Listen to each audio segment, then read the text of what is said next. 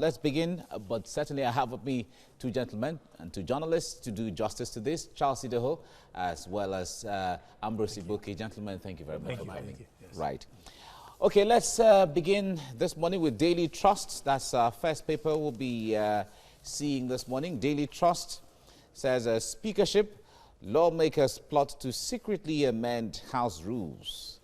Okay, we'll be looking at that on the show, on the analysis this morning. From Daily Trust now, let's go to the Sun newspaper. The Sun newspaper says, Naiti indicts governors. It says 28 states can't fund 2019 budgets in their various states. Okay, that's what the Daily Sun is saying. From there, let's go to This Day. This Day says, this day is saying the presidency moves the second term inauguration ceremonies to June 12th. That's what this day is saying. Presidency moves second term inauguration ceremonies to June 12th. Okay, from This Day, let's go now to the Blueprint. The Blueprint is saying that INEC to senior lawyers, don't send juniors to process poll documents. Express commitment to court orders, and they are qualified for representation. A senior advocate of Nigeria is saying that. Okay, from the Blueprint, let's go to The Nation. The Nation newspaper is the next one now. CJN, Buhari Senate, AGF get 14 days to defend choice. That's what The Nation has on the front page this morning. From there now, let's go to The Guardian. The Guardian newspaper is reporting, saying untrained personnel, others threaten safety in local aviation. Okay, that's really a concerning one there, concerning headline. From the Guardian, let's go to Daily Times. Daily Times is the last one we'll be looking at this morning. And it says, recover 72.5 billion and $1.8 million from MDAs. That's on Reps Committee to Anti-Graft Agencies. Directs EFCC to recover another 2 billion naira from agencies. Says anti-corruption fight stagnant since 2015. Okay, gentlemen, I'd like us to start from this headlines on the Daily Times.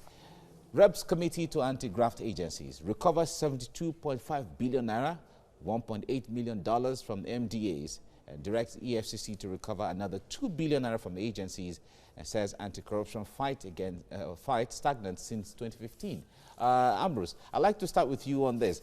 This is House of Reps saying this generally when it comes to their oversight. They carry oversight, and then they certainly know how much they are allocated to different MDAs, to different committees, and all of that. So when they're saying recover up to about 72 billion and $1.8 million from MDAs, how troubling is this to you? Did I hear that anti-corruption fight started 2015? They say it's been stagnant since 2015. Well, they are not saying something new. So it has been there. The figure for me is very low. It's more than this. The NLNG, $620 million that came in 2015, we're also trying to locate where that one has gone to. We have heard of $20 billion contract that was by NNPC. We don't know where that has headed. The subsidy issue, who is funding it? Because the government is not budgeted in the appropriation. Government said the NNPC is responsible for subsidies. Well, NNPC is not money not supposed to enter the federal account before it's not disbursed. CSA. So since it was not appropriated, how is that money being spent? So it's extra budgetary spending, and it's a crime. It's a criminal offense. So when you look at this, then the security votes by given to the presidents and the governors, and where is it coming from? So there's monumental fraud in the system. In fact, there are legitimized fraud in the system, and nobody has been able to, because they are gaining from it. When you come to the MDAs are known to be entrenched forces. The things that happen in the MDAs is baffling for the 21st century. Entrenched forces. They are That's what you call them. Yeah, entrenched forces of corruption there. Wow. And many governments, where they come in, this is the permanent secretaries. It's the civil servants, career civil servants that teach the politicians how to steal. Because the politician is coming out from, from outside, he doesn't even know what's happened. They would the one that call the minister and tell him, look, from this place, this is how it is done. So sometimes when the House of Rep do these things too, sometimes they also get involved because some of the MDAs have come out to say that they have to pay some kind of payback for their budgets to be approved. All right. So now, it's a cyclical corruption. Okay. Charles, when you hear amounts being mentioned, 72 billion, 108 million dollars, and so on, another 2 billion, these monies can build fresh primary schools in all the local governments in this country. Medicare and build also primary healthcare systems and all of that. Now, we expect that if these kind of monies are really missing, heads should be rolling. But it seems life is just normal. But if head must roll, it will, I mean, rolling, heads, I mean, in plural. But the question is that how are these heads related? How are they connected? Okay. Which Ambrose talking about. Oh, there are networks. Oh, of course, the heads are connected. So those who will, on the one hand, those who will ask the heads to roll, their heads may also roll. So they wouldn't want the heads to roll so that it doesn't come to them. But that aside, I want to also look at on the flip side of it is that when you say you should recover this money, are you saying this is the money budgeted? There's on the one hand you budget money, you make provision for budget allocations. On the one hand, most of this money are usually not released. That's why you find them, some MDAs, some ministers, they also have to lobby. I don't want to say a bribe. They have to lobby for this money to be released for the project they are meant for. But, so have they been released? If the money is not released, how do you recover it when it wasn't released? Hold on. The thing is, I think there's a process in the budget that when you make such certain budgets, at the end of the year, if it's not spent, you return it. Maybe that's what they're talking about. In the days of Ngozi Okonjo-Iweala, when she was Minister of Finance, yes, there was the talk of returning monies to exactly. source when monies that have not been unspent yes, monies. But that regime has ended. Okay, so it means all monies have been expended right now. Yeah, because what they do, mostly what they do, which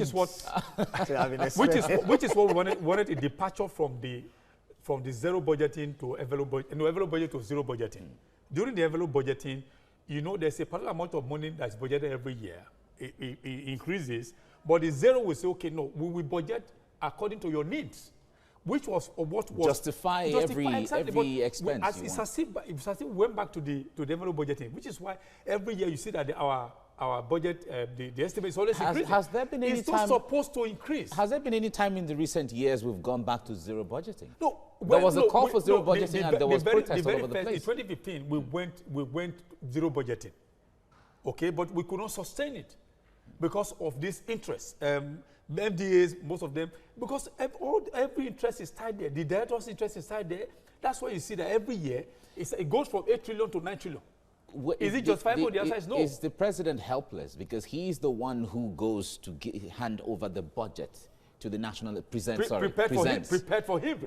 But the point there is by this MDA. It is his government, it is his administration. He's the one who presents the budget to the National Assembly, and at that point, it is assumed that whatever he presents there is what he. First of all, I would say the president is helpless. He's helpless because the current way the Nigeria is structured under the presidency, we have 100 and something parastatals. Under the presidency alone, how do they want to manage that? Then secondly, these ministers, remember the crisis of budgets we had initially? They were not even ready. They didn't even have the technocrats to, we used to have the Chokongos of this world, the Sheikh Mukhtar of this world, Ngozi Okonjo-Iweala and the rest that were able to know what budgetary this thing. In the initial period of this administration, they didn't know what it was. They went to the Senate and the House of National Assembly, and the thing was thrown out because it was so shoddily done. Remember that Tinubu had to scramble Ben Akabose to the budget office for a rescue mission. And it was after Ben Akabose when they now started having some semblance of, budget, sanity. Because it was just anyhow. And then there were just, in fact, there was a time the president was accused of moving a budget the way it was from a particular year and stamped it again. And the items that had been purchased the previous year reappeared again. That's the envelope you were talking about? So that's the problem. So the issue is now that they have to, first of all, I've always tackled this government. I don't have a clear-cut policy direction in terms of economy. Once you have a policy direction, then the zero budgeting can work because you now have identified your needs. show me the policy documents we are working on in terms of economy. That would drive. That would drive those things. So All right. that is what we're expecting from now on. All right. Ambrose Igboke, thank you very much for coming on the program. It's time for a review of stories making the headlines. And joining me in the studio to do justice to that are two gentlemen, journalist Charles Ideho and public relations consultant Ambrose Igboke. It's good to have you join me this morning, gentlemen. Thank you very much, boss. Right, we will be, the papers up for review this morning, Daily Sun, and its main story here, NATI indicts governors, says 28 states can't fund 2019 budgets. That's from Daily Sun. Moving on to this day newspaper, its main story here, presidency moves second term inauguration ceremonies to June 12, commemorates New Democracy Day. Buhari takes oath of office on May 29. That's from this day, Blueprint newspaper. INEC to senior lawyers, don't send juniors to process poll documents. Writers to that story expresses commitment to court orders. They are qualified for representation.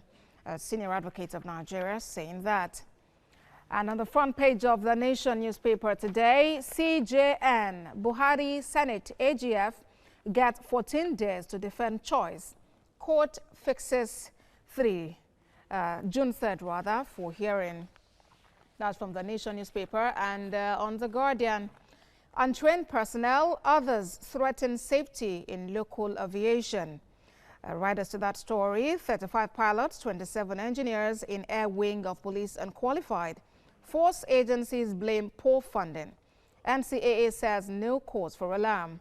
Plane of Obiano, Ekweremadun, Namani, others makes emergency landing. All right, gentlemen, let's look at this, call it quite interesting on the front page of this day newspaper. The presidency moving second term inauguration ceremonies to June 12. The actual inaugurations were in Woodhold on May 29th, but the ceremonies would now be held on June 12. Charles, what do you make of this? I think for me, that's a master stroke because when last year the presidency decided to recognize for the very first time officially the sanctity of June 12th, as I was telling Ambrose before we came on air, that the president rating went sky high. That's to tell you how emotional people are tied to the issue of June 12th. That's how people believe that the June 12th as a date in our history actually brought about what we're enjoying today, what we call civil rule. So when we just recognize it June 12th officially, and there's nothing ceremonious tied to it, it becomes that weight that it carries will not be there. But so since the federal government has now decided to make that June 12th now, apart from being recognized, but you now celebrate actually the return of this president. I'm sure a lot of states that were not taking June 12th seriously before they're now going to join the fray.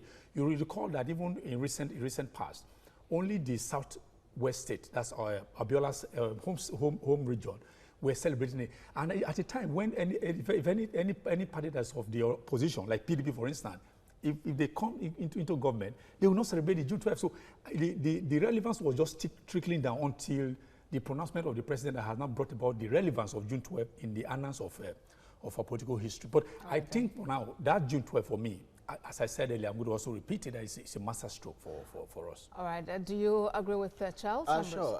It was, there was one word he used, sanctity. That's the only word I don't agree with. Okay. Well, sanctity, I don't know. It's too holy to be used. Well, generally, June 12th is, of course, for those who don't know, especially the young ones, June 12th, 1993, was when the election that was very clear that Chief M.K. Abiola was winning, the election was held and was ultimately cancelled by the Ibrahim Babangida's regime. And that has remained a turn in our political history. But that was redressed again when the military handed over in 1999. It was surprising because there have been agitations for it, and people who benefited from that, people like Chief Olusegun Obasanjo, refused to declare it a public holiday, even with all the agitations and the rest. Rather, he went ahead to declare May 29th a public holiday. And May 29th was just the day he took oath of office. May 29, 1999 was the day he took office and it was inaugurated. He rather preferred to declare that day a public holiday than June 12th. So last year when the president declared June 12th as public holiday, although it was a political masterstroke very close to the election period, and that's just that made his rating high. So being a political masterstroke or not, but it's a good thing to do. But why it should make headline by these days, what I don't understand. No, it should, because the announcement was made by the Minister of Information and Culture, Yes. Lai Mohammed, yesterday, that the ceremony, I mean, the actual inauguration will be low-key on May 29th, but the ceremony is all elaborate jamboree. It's staggered. I mean, the ceremonies are staggered. I mean, there are some people who feel, okay, in marriages, for instance, people will do the native law and custom on the Thursday, and then go to Saturday to celebrate. So this is everybody following now. So the whole one day itself will take place. Why do we need the jamboree? No. I think of course, Ambrose. The reason is very simple. Why do we need the jamboree? Whether our economy will be working or not, because you and I are here freely talking. We're not afraid when we leave the studio. We're going to be handcuffed, and that's the freedom we're talking about. Freedom of expression. Don't be too sure about that. No, I'm very sure about it. I mean, as a journalist, nobody has handed him ever said that. There are certain times we even make even certain things, against the government policies. Unlike before, that during the military junta, the military junta during the era, they will wait for you over there. Right, but then But we are celebrating civil rule, and then we have had this thing unbroken administration of civilian rule from 1999. That's about 20 years. So it's something that we just celebrate. Okay, and there are some people who would rather have that June 12th is the day the actual inauguration is done. But that would be some kind of disruption. No, it cannot work because May 29 it's a constitutional issue. It's a constitutional issue. Yes. That was the day the inauguration or the oath of office was taken. So that is the day the tenure actually ends. So you cannot shift. Another begins. You cannot shift that. So they could do the handing over, they could do this oath of office taking and the rest. Then they could decide to celebrate and declare May 29th. No, they could decide. They have already decided. So May 29th is not a public holiday. So they will do the inauguration and the rest. So it's June 12th. Low key. So it's not more a public holiday where all the state governors find out. So everybody will now, the jamboree will now. So it's not a national consciousness. I also understand that even only few head of states are invited for that May 29, but more of them will have to come on June 12th. They should just wait till June 12th. But no, we need to know what is there for us to. They have that witnesses. Well, we actually want to see how the ceremonies go, but then definitely it's something worth celebrating. Democracy. Yes, it is. I said it is. And we hope that we can continue in this. One other thing I want to say about that is that it doesn't end by celebrating June 12th. Okay. We have to start being conscious that advanced nations are. What are the memorials of June 12th are we left behind? The young people, the person that was born on June 12th, 1993, is 26 years old today. 26? Okay. Yeah, so right. what legacies do you have? So the person can be a parent. So what are we talking about? What legacies are we leaving behind? What are the memorials of June 12th? Do we have any? We don't. So this is the time to start having memorials, landmarks that depict our historical trajectory as we move along. So maybe that's something some in government would begin to look into. Yeah, but I also think that this June 12th should also be included in the school curriculum, because if we don't teach that history, June 12th is just a date, but there's something that symbolizes. So when we begin to teach it in school, maybe either you call it history or civic education, they begin to understand that that was the very day that Nigerians, irrespective of their ethno-religious divide, all sentiments, political sentiments, everybody queued behind, not everybody anyway, more people queued behind a particular candidate that they believe that represents or represented the ideals of Nigeria. And then they fight behind him, and then he came tops, but the military junta, as they call them, and they thought otherwise. And what's significant thing about June 12th was that there was no, the way we do it today, where we have so much religious attachment. No. The presidential candidate and the vice presidential were all from the same particular religion. And both Muslims. So when did we start having these things? So it means that the politicians are smart enough to be able to be using religion and ethnicity against us, so that to divide us. So we should so these are the lessons of June 12th that should be promoted beyond the ceremonies. Okay, so we should take the lessons and use them. No, take the lesson, take the ceremony. Okay, take the lessons and take the ceremony. Leave it not behind. Thank you very much, gentlemen, for joining me. Charles Ideho is a journalist, and Ambrose Igboke is a public relations consultant. Thank you very much for joining me.